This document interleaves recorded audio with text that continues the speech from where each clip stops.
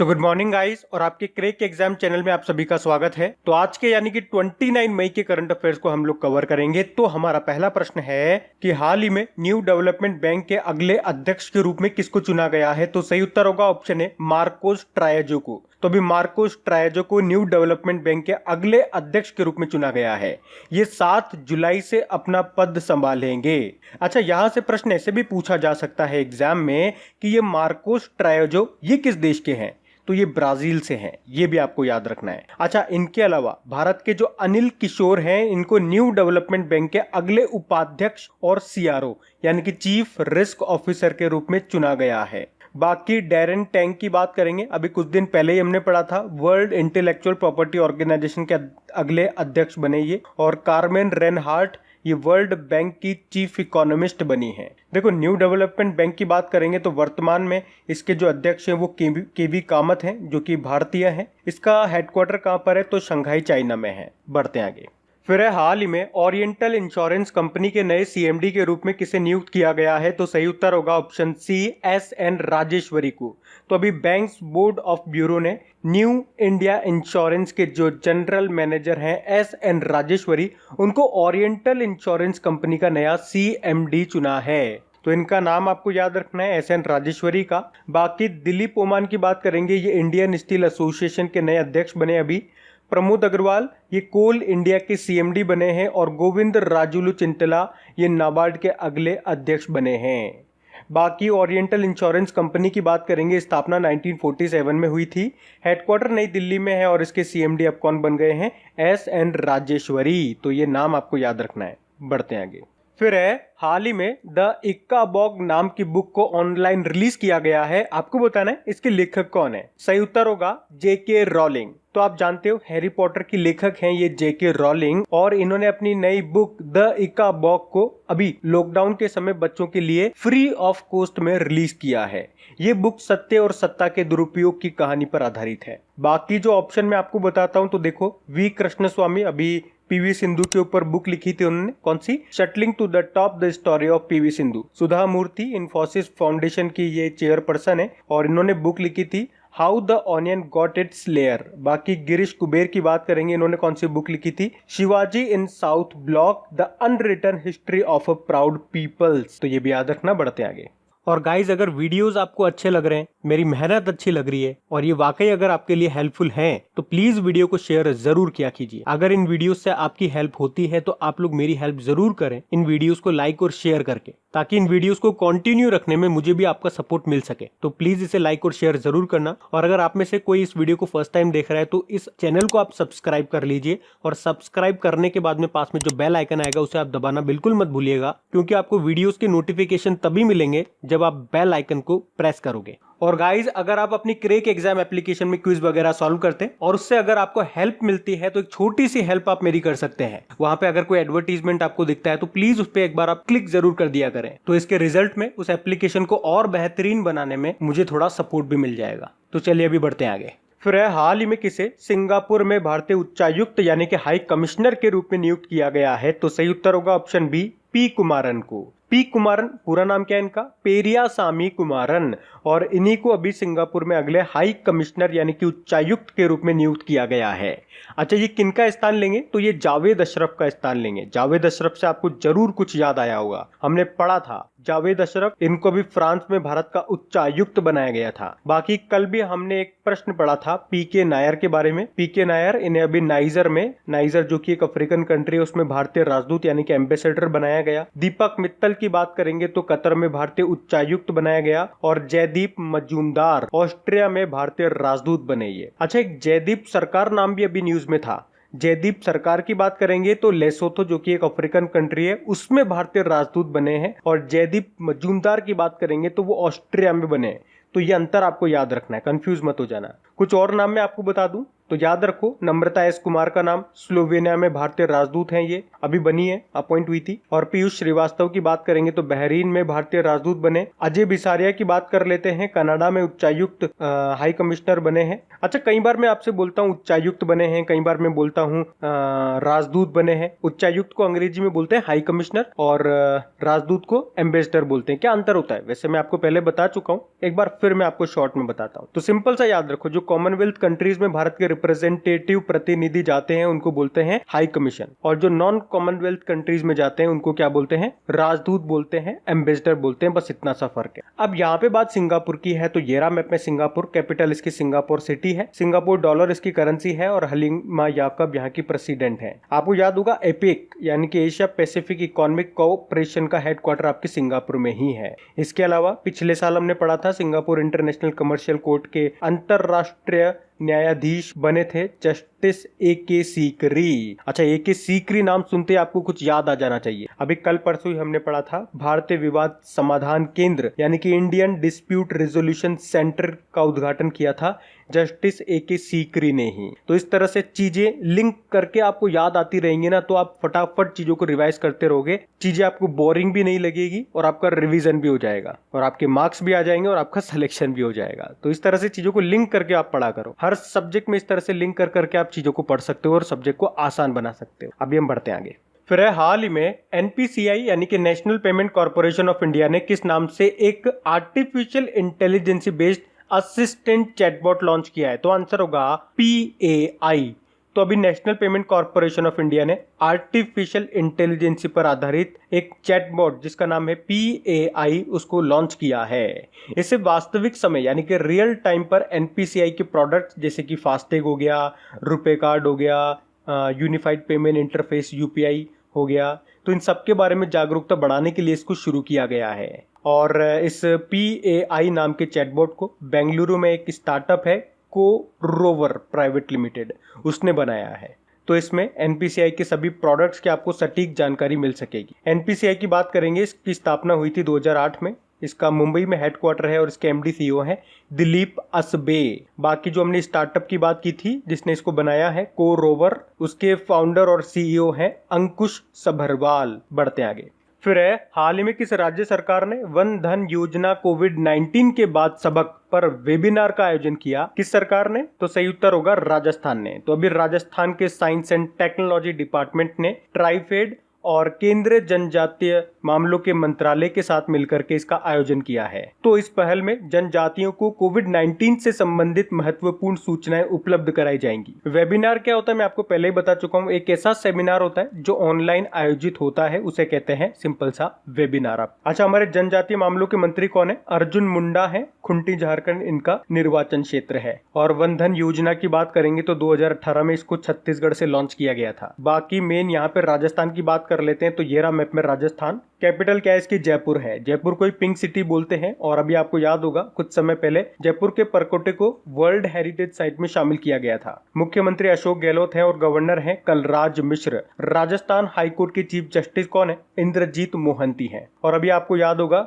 राजस्थान सरकार ने RajCop citizen application को लॉन्च किया था। उसके अलावा स्माइल लर्निंग प्लेटफॉर्म को भी लॉन्च किया था। उसके अलावा आयु एवं सेहत साथी एप्लीकेशन को भी लॉन्च किया था। और आपके राजस्थान में ये भारत की सबसे बड़ी इनलैंड यानी कि अंतर्देशीय खारे पानी की झील साल्ट वाटर लेक, क्या नाम है उसका? सांबर लेक है। और भारत की सबसे बड़ी तटीय झील के बारे में बात करेंगे, लेगून झील, तो वो है आपकी चिल्का लेक जो कि आपके उड़ीसा में, कई बार मैं आपको बता चुका हूँ। अच्छा, राजस्थान से कुछ इंपॉर्टेंट नाम मैं आपको बताता हूँ जो भी न्यूज में रहे। जैसे कि एक तो ओम बिरला का नाम आपको याद रखना है, 17वीं लोकसभा के अध्यक्ष हैं, हमारे राजस्थान से ही आते हैं। कोटा बूंदी संसदीय क्षेत्र है इनका। और अभी आपको याद होगा ओम बिरला जी ने ही कोटा में सुपोषित मां अभियान को लॉन्च किया था। एक सुमन राव का नाम भी याद रखो, राजस्थान से ही आती है, मिस इंडिया 2019 का खिताब जीता था इन्होंने। और मनीषा कुलश्रेष्ठ ये भी राजस्थान की है, बिहारी पुरस्कार जीता था इन्होंने अपने उपन्यास स्वप्न पाश के लिए। पायल जांगिड़ का भी नाम याद रखो, राजस्थान से ही आती है और पहली भारतीय बनी थी चेंज मेकर अवार्ड जीतने वाली। Bill and Melinda Gates foundation ने दिया था इनको ये अवार्ड। इसके अलावा बात कर लें तो जैव ईंधन नीति को लागू करने वाला पहला राज्य आपका राजस्थान ही है। और याद रखना, कोरोना के कारण पूरी तरह से लॉकडाउन करने वाला पहला राज्य भी आपका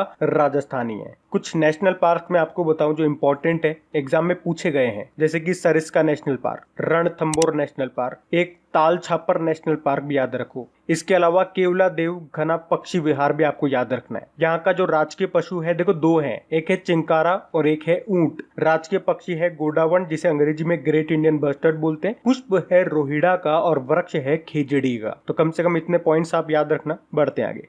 फिर है, हाल ही में सेबी ने NHAI पर कितने का जुर्माना लगाया है? तो सही उत्तर होगा 7 लाख रुपए का। तो अभी सेबी यानी कि security and exchange board of India ने national highways authority of India पर 7 लाख रुपए का जुर्माना लगाया है। क्यों लगाया जुर्माना? क्योंकि NHAI ने वित्त वर्ष 2016 से लेकर 2019 तक जो अर्धवार्षिक वित्तीय परिणाम होते हैं उनकी जानकारी देने में देरी करी है। इसी कारण से उस पर यह जुर्माना लगाया गया है। सेबी की बात करेंगे, फुल फॉर्म हमने कहा security and exchange board of India. स्थापना 1992 में हुई थी। मुंबई में इसका हेडक्वार्टर है और इसके चेयरमैन है अजय त्यागी। NHAI की बात कर ले, इसका हेडक्वार्टर नई दिल्ली में है और इसके चेयरमैन है संजीव रंजन। बढ़ते आगे। फिर है, हाल ही में फिच रेटिंग्स ने वित्त वर्ष 2020-21 में भारत की जीडीपी ग्रोथ रेट कितना प्रतिशत गिरने का अनुमान लगाया है? तो आंसर होगा 5%। तो अभी फिच रेटिंग्स ने ग्लोबल इकोनॉमिक आउटलुक रिपोर्ट जारी की है और उसमें बताया है कि वित्त वर्ष 2020-21 में भारत की जीडीपी ग्रोथ रेट में 5% की कमी आएगी, जबकि वित्त वर्ष 2020 में 4.6% तक की कमी रहेगी। अच्छा, यहाँ पे एक और क्वेश्चन मैं आपको बताता हूँ, इसी से मिलता जुलता है तो आपको याद रखने में आसानी होगी। अभी स्टैंडर्ड एंड पुअर्स ने भी इस कोविड-19 महामारी के कारण वित्त वर्ष 2020-21 में भारत की जीडीपी ग्रोथ रेट 5% तक घटने का अनुमान लगाया है। तो ये भी आपको याद रखना है, लिंक करके आराम से याद रख सकते हो, दोनों का सेम ही है डेटा। तो एक प्रश्न में मैंने आपको 2 प्रश्न बताए, ध्यान रखना दोनों को। बढ़ते आगे। फिर है, हाल ही में किस देश के तेज गेंदबाज शेहान मधुशंका को ड्रग्स रखने के आरोप में क्रिकेट के सभी फॉर्मेट से निलंबित कर दिया गया? तो किस देश के थे ये? तो आंसर होगा श्रीलंका के। तो श्रीलंका के तेज गेंदबाज हैं ये शेहान मधुशंका, और अभी इन पर हीरोइन रखने के आरोप में पहले तो इनको गिरफ्तार किया गया और फिर इन्हें क्रिकेट के सभी फॉर्मेट से निलंबित कर दिया गया है। तो ये रहा मैप में श्रीलंका। कैपिटल की बात करें, देखो इसकी 2 कैपिटल है। कोलंबो इसकी कमर्शियल कैपिटल है और श्री जयवर्धनेपुरम कोटे इसकी एडमिनिस्ट्रेटिव कैपिटल है। करेंसी है श्रीलंकन रुपी और अभी इसके प्रेसिडेंट और प्रधानमंत्री दोनों नए बने थे। नाम दोनों के याद रखना है, प्रेसिडेंट है गोतबाया राजपक्षे और प्रधानमंत्री हैं महिंद्रा राजपक्षे, दोनों भाई भाई हैं ये। इसके अलावा आपको याद होगा श्रीलंका में भारतीय राजदूत कौन बने थे? गोपाल बागले बने थे। और याद रखना, मैच फिक्सिंग को अपराध की श्रेणी में रखने वाला पहला एशियाई देश बना था श्रीलंका। उसी तरह से साउथ एशिया का सबसे ऊंचा टावर कहां पे बना था? श्रीलंका में। उसका नाम है लोटस और इसकी ऊंचाई है 350 मीटर। और अभी आपको याद होगा श्रीलंका के जो पूर्व कप्तान है कुमार संगाकारा, वो एक बार फिर से मेरिलबॉर्न क्रिकेट क्लब के अध्यक्ष बन गए हैं। पिछले साल हमने पढ़ा था मेरिलबॉर्न क्रिकेट क्लब के पहले नॉन ब्रिटिश अध्यक्ष कौन बने थे? तो कुमार संगाकारा बने थे। और उसके बाद कई बार मैं आपको बता चुका हूं। और इनके अलावा जब भी श्रीलंका की बात आती है मैं हमेशा आपको बताता हूं, भारत और श्रीलंका के बीच में जो एक स्ट्रेट है उसको क्या बोलते हैं? पाक स्ट्रेट बोलते हैं। हिंदी में पाक जल डमरू मध्य बोलते हैं। तो ये आपको याद रखना है। बढ़ते आगे। फिर है, हाल ही में फ्लिपकार्ट ने आम किसानों को समर्थन देने के लिए किस राज्य के आम विभाग यानी कि मैंगो डिपार्टमेंट के साथ समझौता किया है? तो आंसर होगा कर्नाटक। तो अभी फ्लिपकार्ट ने आम की फसल करने वाले किसानों को अपनी उपज यानी कि जो भी वो प्रोड्यूस कर रहे हैं आम वगैरह, उनको ऑनलाइन बेचने के लिए कर्नाटक राज्य के mango department and marketing corporation के साथ समझौता किया है। तो इस समझौते में किसानों को बाजारों तक और दुकानों तक पहुंच प्रदान की जाएगी ताकि इस कोरोना वायरस के कठिन समय में भी उनकी इनकम होती रहे। अच्छा देखो, आम की बात है तो आपको याद आया होगा कल भी हमने एक आम से रिलेटेड प्रश्न बताया था आपको कि बिहार का जो जर्दालू आम है और शाही लीची है उसकी डोर स्टेप डिलीवरी के लिए भारतीय डाक के साथ समझौता किया था बिहार सरकार ने। तो इस तरह से पुरानी चीजों को भी आप लिंक करते रहा करो। बाकी अगर हमारा वीडियोस आप देखते होंगे तो मैं यही कोशिश करता हूं कि चीजें आपको लिंक कर करके याद कराऊं ताकि आपको चीजें याद रखने में आसानी हो। अब बात यहाँ पे कर्नाटक की है तो ये रहा मैप में कर्नाटक, कैपिटल इसकी बेंगलुरु है। अच्छा याद रखना, काफी सारी चीजों का यहाँ पे हेडक्वार्टर है, जैसे कि इन्फोसिस का हेडक्वार्टर है, यहाँ पे विप्रो का हेडक्वार्टर है, हिंदुस्तान एरोनॉटिकल लिमिटेड का हेडक्वार्टर है, आपके इसरो का हेडक्वार्टर भी यहीं पर है। उसके अलावा याद रखना silicon valley of India Bengaluru को ही कहते हैं, IT capital of India Bengaluru को ही कहते हैं। और आपको याद होगा बेंगलुरु इंडिया का पहला सिटी बना था अपना ऑफिशियल लोगो लॉन्च करने वाला। और एक रिपोर्ट आई थी जिसमें बताया था कि 2019 में डिजिटल लेन देन के मामले में सबसे आगे है कौन? बेंगलुरु। मुख्यमंत्री हैं बीएस येदियुरप्पा, गवर्नर है वाजुभाई वाला। अभी जन सेवक योजना भी शुरू की थी कर्नाटक सरकार ने और एक आप्त मित्र एप्लीकेशन को भी लॉन्च किया था इसने। उसके अलावा बेंगलुरु सिटी कॉर्पोरेशन ने प्राणवायु नाम का एक स्वच्छंद स्वास्थ्य जागरूकता कार्यक्रम भी शुरू किया था। और आपको याद होगा बेंगलुरु में जो केम्पेगौड़ा इंटरनेशनल एयरपोर्ट है उसने भारत और मध्य एशिया में सर्वश्रेष्ठ क्षेत्रीय एयरपोर्ट के लिए स्काई ट्रैक्स अवार्ड जीता था। जरूर याद होगा आपको, अभी कुछ दिन पहले की तो न्यूज है ये। इसके अलावा क्रिसिल की रिपोर्ट आई थी और उसमें बताया था कि कुल अक्षय क्षमता यानी कि टोटल इंस्टॉल्ड रिन्यूएबल कैपेसिटी के मामले में टॉप पे रहा था कर्नाटक। यहाँ पे एक डैम भी है जो काफी बार एग्जाम में पूछा जाता है, तुंगभद्रा डैम। ये आपके कर्नाटक में है, किस नदी पे है? तुंगभद्रा नदी पर है। बांदीपुर नेशनल पार्क भी है वैसे यहाँ पे, एक अंशी नेशनल पार्क हो गया, बैनरगट्टा नेशनल पार्क है यहाँ पे, और एक नगर होल नेशनल पार्क भी आप याद रखो। अच्छा, एक और इंपॉर्टेंट क्वेश्चन मैं आपको बताता हूँ। पिछले साल की बात है, कर्नाटक ने बुक्कापटना को दूसरा चिंकारा वन्य जीव अभ्यारण्य घोषित किया था। तो ये चीजें भी आपको ध्यान रखनी है। बढ़ते आगे। फिर हाल ही में देश के किसानों और छोटे कारोबारियों की सुविधा के लिए किस पेमेंट बैंक ने मास्टर कार्ड के साथ समझौता किया है? सही उत्तर होगा ऑप्शन है एयरटेल पेमेंट बैंक ने। तो अब एयरटेल पेमेंट बैंक और मास्टर कार्ड ये दोनों मिलकर के किसानों और छोटे कारोबारियों के लिए कुछ नए प्रोडक्ट्स, कुछ नई स्कीम्स तैयार करेंगे। देखो, एयरटेल पेमेंट बैंक की बात करेंगे तो सबसे पहले तो ये याद रखो, ये आपके भारत का सबसे पहला पेमेंट बैंक था। स्थापना 2017 में हुई थी और इसका हेडक्वार्टर नई दिल्ली में है। एमडी सीईओ कौन है इसके? अनुव्रत विश्वास है। बाकी मास्टर कार्ड की बात करेंगे, इसका हेडक्वार्टर न्यूयॉर्क में है और इसके एमडी सीईओ हैं अजय पाल सिंह बंगा। बढ़ते हैं आगे।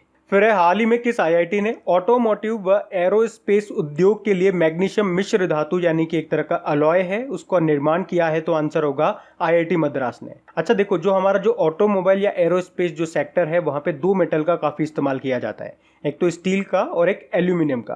तो अभी आईआईटी मद्रास ने इन स्टील और एल्यूमिनियम को रिप्लेस करने के लिए, इनको बदलने के लिए हल्के वजन की इस मिश्र धातु यानी कि अलॉय को तैयार किया है। क्योंकि देखो, अगर जो व्हीकल हो गया, जो गाड़ी होगी, अगर उसकी बॉडी हल्की होगी तो एवरेज भी अच्छा देगी। एवरेज अच्छा देगी यानी कि फ्यूल कम यूज हो रहा है, फ्यूल कम यूज हो रहा है यानी कि एनर्जी सेव हो रही है, और अगर कम फ्यूल जल रहा है तो जो CO2 का प्रोडक्शन है, एमिशन है, वो भी कम हो रहा है। अच्छा, यहाँ पे आईआईटीज की बात है तो कुछ आईआईटीज में आपको रिकॉल कराता हूँ। अगर आईआईटी रुड़की की बात करेंगे तो अभी इसने प्राणवायु नाम से एक पोर्टेबल वेंटिलेटर बनाया था। आईआईटी रोपड़ की बात करते हैं तो कोविड-19 मरीजों के लिए वार्ड बोट नाम से एक रोबोट बनाया था। और आईआईटी गांधीनगर की बात करेंगे तो प्रोजेक्ट आइजेक इसने लॉन्च किया था। वहीं अगर आईआईटी मंडी की बात कर लेते हैं तो high speed magnetic RAM develop किया था इन्होंने। और आईआईटी दिल्ली की बात करें तो एक तो कोविड-19 के प्रसार की भविष्यवाणी करने के लिए एक प्रकृति नाम से डैशबोर्ड बनाया था। उसके अलावा रीयूजेबल फेस मास्क बनाया था एन सेफ नाम से। और Punjab national bank housing finance के साथ मिलकर के रीयूजेबल पीपीई किट बनाने के लिए समझौता किया था इसने। आईआईटी बॉम्बे की बात करेंगे तो कम लागत वाला एक वेंटिलेटर बनाया कुछ और इंस्टीट्यूट्स के साथ मिलकर के, जिसका नाम रखा रूहदार। एक क्वारंटाइन एप्लीकेशन भी डेवलप किया और एक डिजिटल स्टेथोस्कोप जिसका नाम रखा आयुष सिंक भी बनाया। तो ये कुछ पॉइंट्स मैंने आपको बताया, ध्यान रखना। तो अब बात करेंगे कल के वीडियो में पूछे गए प्रश्न के उत्तर की। तो कल के वीडियो में आपसे पूछा गया था कि इन्वेंटर ऑफ द ईयर पुरस्कार अभी किसे मिला है? तो सही उत्तर था ऑप्शन ए, राजीव जोशी का। आप सभी ने प्रश्न का बिल्कुल सही उत्तर दिया है। और गाइज, अगर वीडियो को लाइक और शेयर करना आप लोग अभी तक भूल गए हैं तो प्लीज इसे एक बार लाइक और शेयर जरूर कर दीजिएगा अपने दोस्तों के साथ में, या अगर आपको कोई स्टडी ग्रुप भी है तो प्लीज वहां पे एक बार वीडियो को शेयर जरूर कर देना। तो गाइज, इन सभी क्वेश्चंस का क्विज बना करके मैंने एप्लीकेशन पे अपलोड कर दिया है। तो अगर आपने वीडियो बिल्कुल ध्यान से देख लिया है तो वहां जाइए और इन सभी क्वेश्चंस का आप प्रैक्टिस लगा लीजिए, ताकि ये सारे क्वेश्चंस आपको अच्छी तरीके से याद हो जाए। और जो नए स्टूडेंट इसे पहली बार देख रहे हैं, आपको बता दूं कि क्विज में अब रैंकिंग फीचर भी ऐड हो चुका है। तो अगर आप कम समय में ज्यादा से ज्यादा क्वेश्चन राइट करते हो तो आपका नाम आपके फोटो के साथ टॉप 10 स्टूडेंट्स में आपको दिखाई देगा। आपको ही नहीं, जितने भी लोग क्विज लगाएंगे उन सबको दिखाई देगा कुछ इस तरीके से, ताकि आपको भी एक अंदर से मोटिवेशन मिल सके कि आपको भी यहां तक पहुंचना है, ताकि सब लोग आपको टॉप 10 में देख सकें। और वैसे भी आप तो आपकी इन करंट अफेयर्स का रिवीजन करवाने के लिए मैं इसका ऑडियो भी तैयार कर रहा हूं। तो दिन में 4 से 5 मिनट निकाल करके वो आप ऑडियो सुन लीजिए, ताकि आपका इन करंट अफेयर्स का फिर से रिवीजन हो जाए। क्योंकि आपको पता है चीजों को पढ़ना इंपॉर्टेंट है, लेकिन समय समय पर उनका रिवीजन करना बहुत ज्यादा जरूरी है। रिवीजन नहीं करोगे तो वो सारी चीजें आप भूल जाओगे। तो आप ही के लिए मैं इसका रिवीजन ऑडियो तैयार कर रहा हूँ। तो उस ऑडियो का लिंक मैंने नीचे डिस्क्रिप्शन में दे दिया है, वहां जाकर के आप मुझे फॉलो कर लीजिए। और फॉलो करने के बाद में पास में जो बेल आइकन आएगा आप उसे जरूर दबा लेना, ताकि जब भी मैं ऑडियो अपलोड करूं उसका नोटिफिकेशन आपको मिल सके। और एप्लीकेशन अगर अभी तक आपने डाउनलोड नहीं किए तो उसका लिंक भी आपको नीचे मिल जाएगा। वहीं पे आपको क्विज, वीडियो, पीडीएफ सब मिल जाएंगे। तो इस प्रश्न का उत्तर आता है तो कमेंट बॉक्स में जरूर टाइप करिए। चलिए अब मिलते हैं करंट अफेयर्स के रिवीजन वीडियो में। Thank you guys.